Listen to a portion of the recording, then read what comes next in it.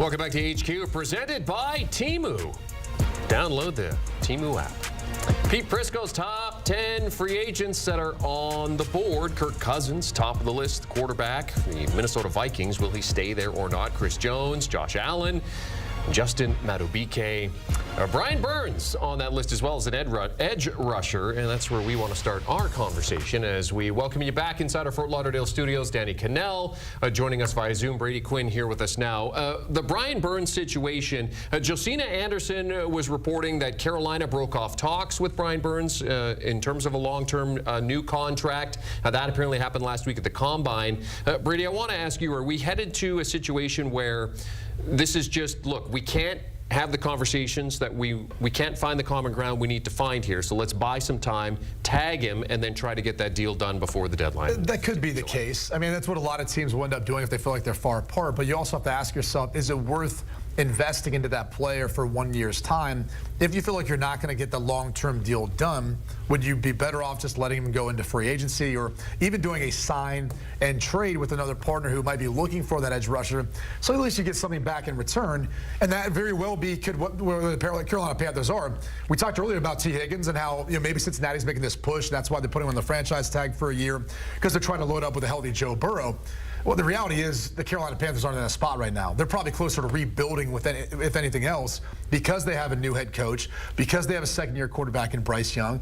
And David Tepper may be saying, look, we've seen production from Brian Burns, but you go back to last year, and it wasn't like he necessarily lit the world on fire. Now, granted, there's a lot of reasons for that. It's hard when you're constantly trailing in football games and teams can run the football on you, and you don't have that opportunity as an edge rusher.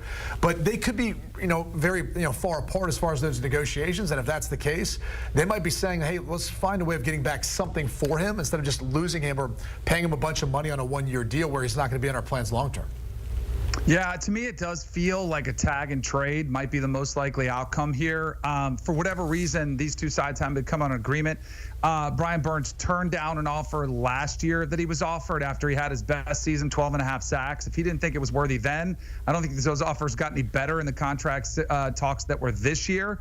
So it does feel like, this is the big first decision for Dan Morgan, the new general manager that they just brought back, of course, the former player there. But if you had my best guess, I think Brian Burns is playing somewhere else next year, not Carolina.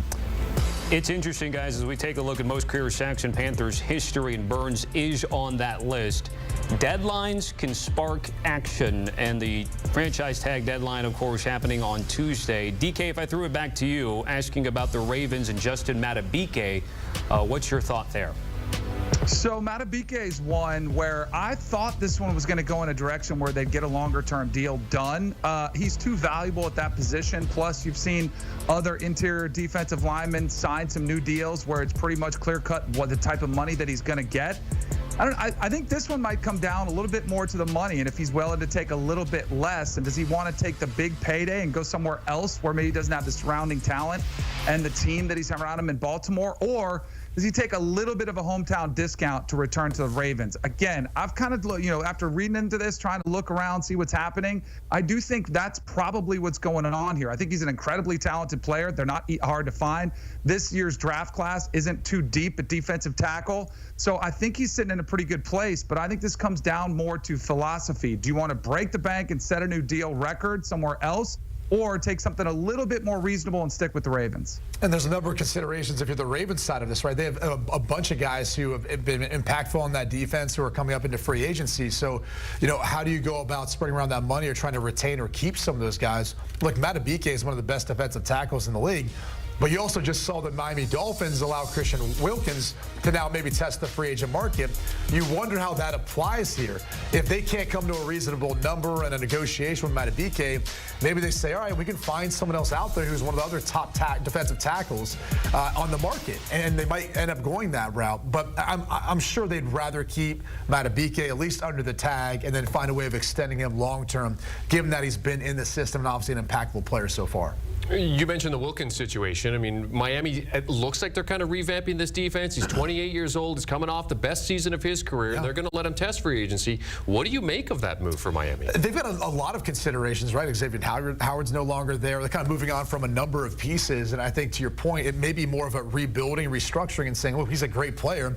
Probably a top 5 defensive tackle the way he played this past season. Has been healthy the last few years.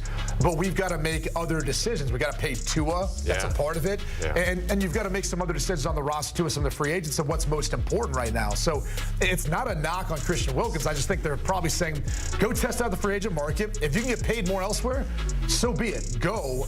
We've got to make some other decisions for us, but I'm sure they gladly welcome him back in the door, just probably not paying him a premium. And he probably doesn't want to take a hometown discount either for the Miami Dolphins, even though, look, they've got a lot to offer. They were one of the best franchises in regards to facilities and ownership and that whole thing. And you do get the state income discount there too in the state of Miami. So that always plays a little bit of a factor for these players who are shopping around what their services may cost elsewhere. For sure.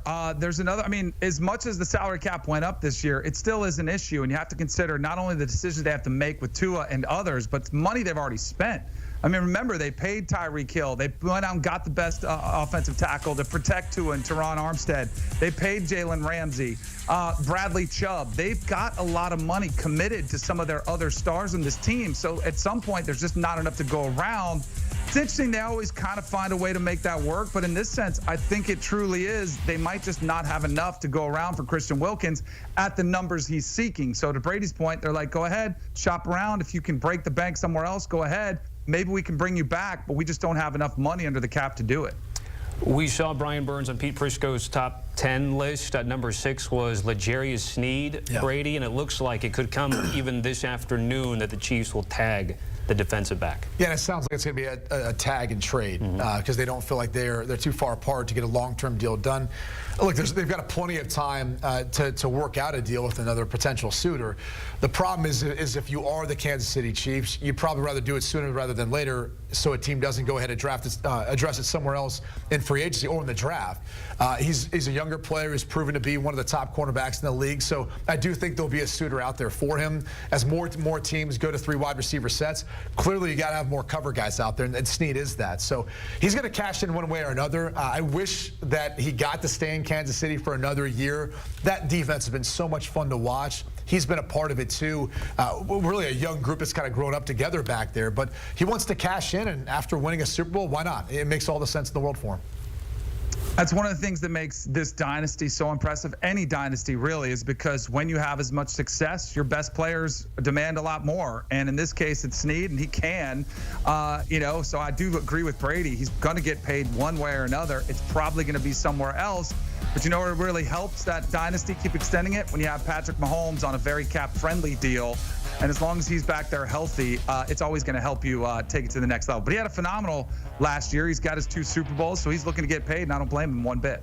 Danny Kanell, Brady Quinn joining us to discuss the latest NFL news. And, of course, the franchise tag deadline is coming up tomorrow at 4 p.m. Eastern time. Thank you very much, gentlemen. Always good to have you as part of the program. As you take a look at the important dates, franchise tag window, we mentioned that. The scouting combine, which, of course, has just been completed. Free agency is the next big thing on the docket, March 11th, before you get the owners' meetings at the end of the month. And then, of course, all counting down towards the draft, April 25th through the 27th.